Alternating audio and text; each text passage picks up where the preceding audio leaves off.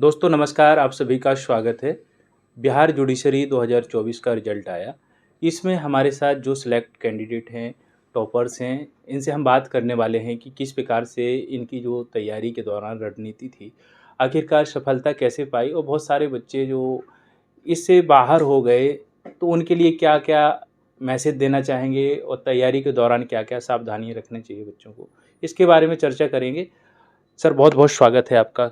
धन्यवाद सर। जी, क्या कहेंगे सर और अपना नाम और कौन-सी रैंक के द्वारा पास हुए सर? मेरा नाम कुमार सुशांत है। मैंने 156 रैंक हासिल की है जी, और मैं ये बोलूँगा कि मेरे ये जो नतीजा है ये मेरे पूरे हार्ड वर्क का नतीजा है जी, और अपने आप से ऑनेस्ट रहने की नतीजा है। जी, और जैसा आपने बोला कि बहुत लोग बाहर हो गए, जी, सर तो इसमें फेल्योर नहीं होती है। जी, 10 मार्क्स वो लोग लकी नहीं थे, जी, मतलब वो लोग इनफ लकी नहीं थे कि वो लोग क्वालिफाई कर सकें। नहीं तो इसमें 10 मार्क 5 मार्क्स वो मेंस में एक्चुअली डिपेंड करता है जो कॉपी चेक कर रहा है। अगर वो लास्ट में कॉपी चेक कर रहा है तो मे बी वो दिन भर में एक कट ऑफ बनाते हैं कि इससे आगे नहीं देना है, तो मे बी वो वहाँ पे लैग कर जाते हैं। तो वो लोग जी, अनफॉर्चुनेट होते हैं, लकी होते हैं, फेल्योर नहीं होते वो लोग। बिल्कुल, बिल्कुल। हाँ सर, स्वागत है, बहुत-बहुत बधाइयाँ धन्यवाद। आपको। क्या कहेंगे सर, सफलता का ये राज हर कैंडिडेट तो नहीं हो पाता है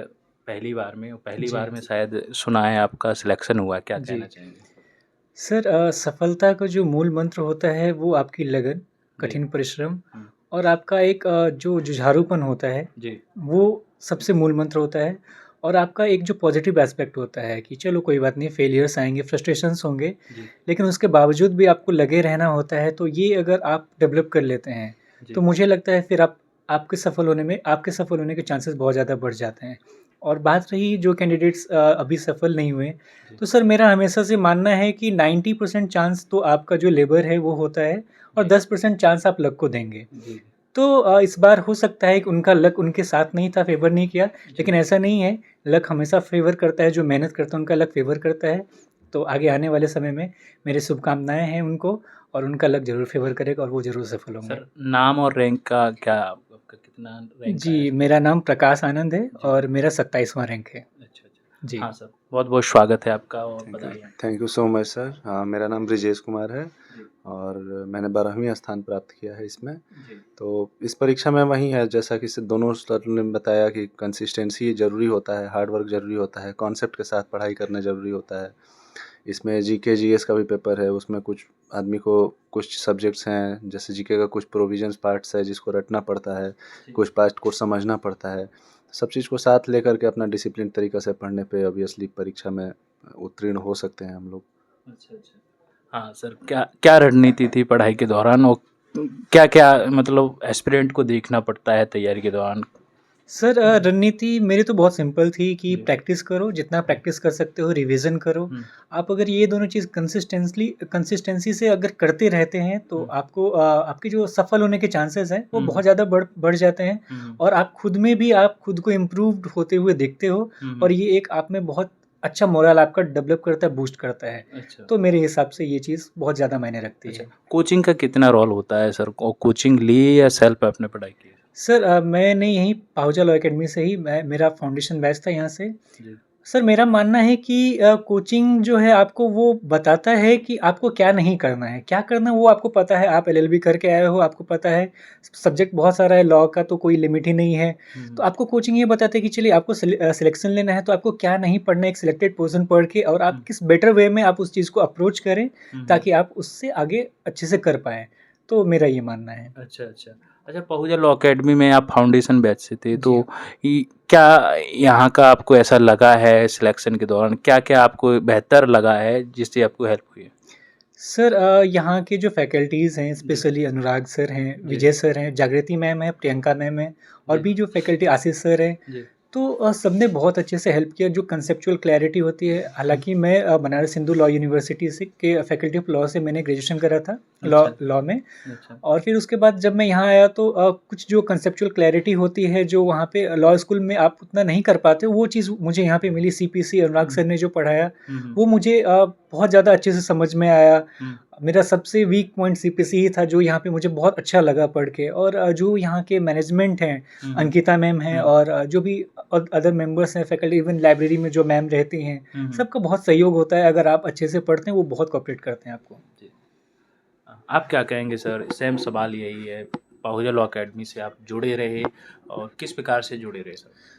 सर मैंने यहाँ पे इंटरव्यू का प्रोग्राम लिया था जी। और मैंने लगभग 12 से 13 इंटरव्यू यहाँ पे मॉक दिया था। अच्छा, अच्छा। तो इंटरव्यू में जो आपको खुलने का मौका चाहिए वो इन्होंने ही मुझे प्रोवाइड किया, क्योंकि आप इंटरव्यू में कैसे बोलते हैं, क्या बोलना है, क्या नहीं बोलना है और कैसे कंडक्ट रखना है आपका, घबराना नहीं है, अपने चेहरे पे एक्सप्रेशन नहीं लाना है ज़्यादा, इन लोगों ने बहुत अच्छे से ये सिखाया। अच्छा, और जो मैनेजमेंट में अंकिता मैम है, मैंने जब उन्हें कॉल करके बोला कि इंटरव्यू मॉक चाहिए अभी, तो मैम ने अरेंज करके दिया। तो मैं कृतज्ञ हूँ पीएलए का कि उन्होंने मेरी बहुत मदद की अच्छा, अच्छा। इंटरव्यू प्रोग्राम में। सर क्या आप कहना चाहेंगे एस्पिरेंट से, क्या मैसेज रहेगा आपका, क्या बोलना चाहेंगे?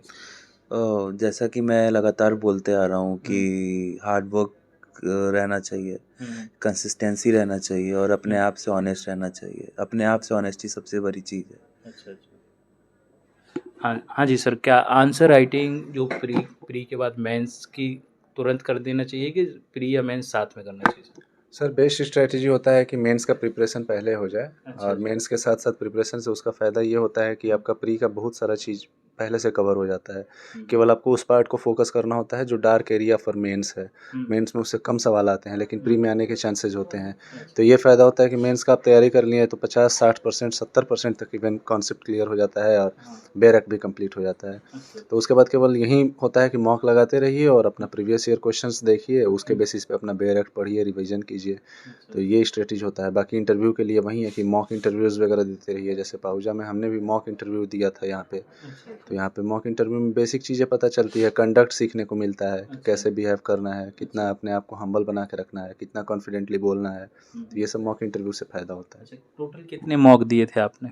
सर मॉक तो मैंने कई जगह पे दिए हुए हैं, तो करीब मैंने 7-8 मॉक दिया होता है। क्योंकि उस समय सिलेक्शन के से पहले सबको यही लगता है, चाहे रैंक 1 हो, चाहे रैंक 50 हो, चाहे 150 रैंक हो, सबको यही लगता है कि लिस्ट में कहीं नाम दिखे मेरा। तो उससे होता है कि उस समय आदमी ये डिसाइड नहीं करता है कि हमको इसी में यहीं पे पर्टिकुलर मॉक देना है या वहाँ पे देना है। इसलिए वैरायटी ऑफ मॉक्स दिया जाता है। जैसे एक बार मैं अपने मॉक दे दिया, अगर आप कोई और कंपटीशन में दे रहे हैं, जैसे बहुत सारे लोग होंगे जो इंटरव्यू दिए, उनका सिलेक्शन नहीं हुआ होगा या हो गया, वो दूसरे एग्जाम अब में अपीयर होना चाहेंगे, तो उनके लिए फिर इतना मॉक देने की ज़रूरत नहीं होगी। उनको आइडिया लग गया होगा कि किस तरीके से बिहेव करना है, किस तरीके से कंसंट्रेट करना है वहाँ पर। तो मॉक का ये फ़ायदा ज़रूर होता है, एक बेसिक कॉन्फिडेंस जो है वो गेन हो जाता है।